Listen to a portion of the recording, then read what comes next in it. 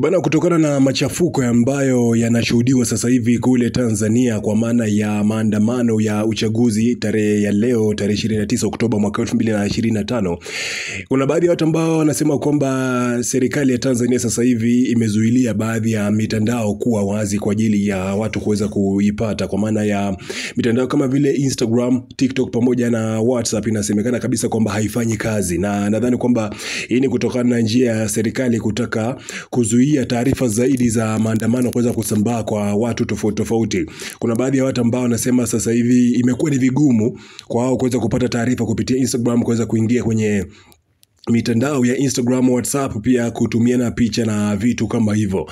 Ni taarifa ambazo hazijaweza kudhibitishwa, lakini kuna baadhi ya Watanzania ambao sasa hivi tayari wameshaanza kulalamika. Wanasema kwamba sasa hivi unahitaji kuwa na VPN bwana ili uweze kupata access ya mitandao kama hiyo. Lakini pia mainstream media za Tanzania sasa hivi pia zimejizuia kabisa na kuweza kusambaza video na picha ambazo zinahusiana na waandamanaji ama zinahusiana na maandamano ambayo sasa hivi yanaendelea. Nadhani kwamba ni moja kati ya njia ya serikali kutaka kuzuia raia wasijue ama wasitake kufuatilia na kuhamasisha kuweza kuingia kwenye maandamano. Inazingatiwa ama ikumbuke kwamba leo hii hapa tarehe 29 ndio siku rasmi ya upigaji kura wa kitaifa kule Tanzania, na kuna baadhi ya picha ambazo tayari tumeshaziona. Rais wa Tanzania sasa hivi Samia Suluhu Hassan tayari ameshakamilisha zoezi lake la kikatiba la kuweza kupiga kura, na wananchi pia wanazidi kumiminika kwa ajili ya kuweza kupiga kura, pamoja na taarifa za hapo awali ambazo zilikuwa zinasema kwamba kuna baadhi ya waandamanaji ambao wamevamia vituo kadhaa vya